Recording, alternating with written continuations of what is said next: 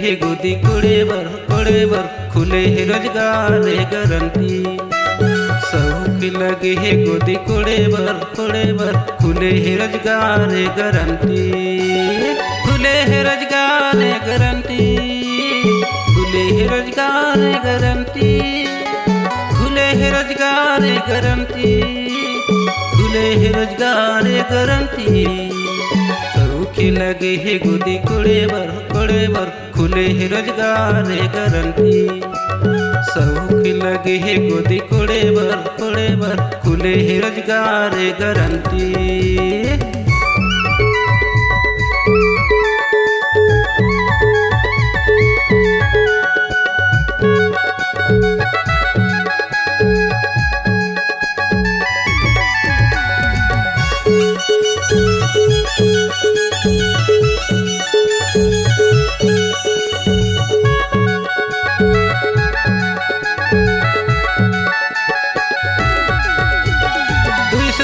चार हवे मजदूरी का हवे मजदूरी। गाँव में काम खुले नहीं है ज्यादा दूरी का, नहीं है ज्यादा दूरी।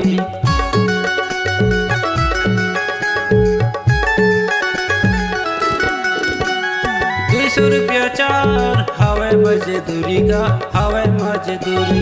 गाँव में काम खुले नहीं है बड़ा दूरी का, नहीं है बड़ा दूरी। जाकर 112 मोर डिमांड करा देनगा, आई कि नहीं ओला बता देनगा। सौख लगे है गोदी कोड़े बर खुले है रोजगार गारंटी। सौख लगे है गोदी कोड़े बर खुले है रोजगार गारंटी।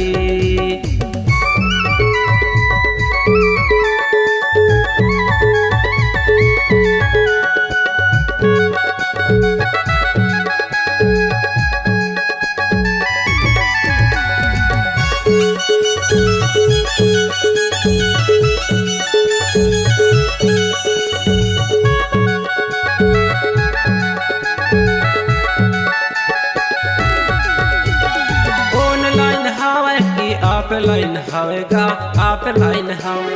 कितको जन फोटो खिंचाते कितनो जन खिसियाते गा, कितनो जन खिसियाते।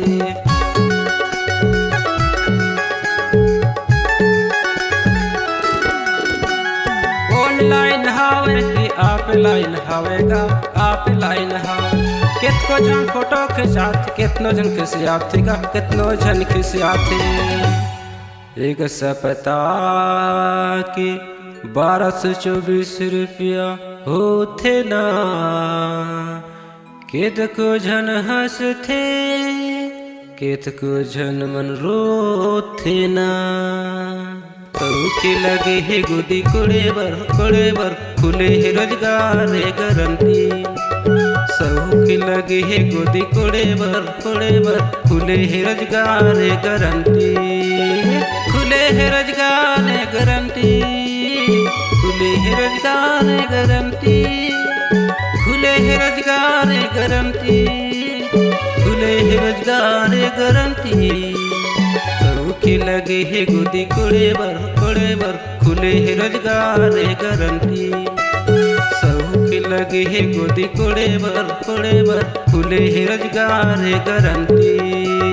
सौख लगे है गोदी कोड़े बर खुले है रोजगार गारंटी।